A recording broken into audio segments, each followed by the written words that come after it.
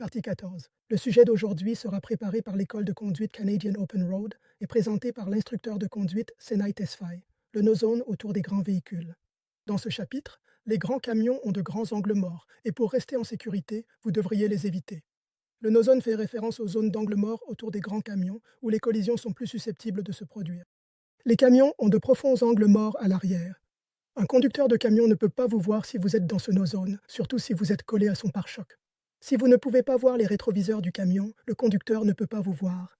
Restez bien en arrière des grands camions pour éviter une collision par l'arrière. Les camions ont de grands angles morts de chaque côté. Si vous restez dans ces angles morts, cela peut poser problème si le conducteur du camion décide de changer de voie. Les conducteurs de camions à l'avant sont assis haut et le capot de la cabine obscurcit une partie de la route devant eux.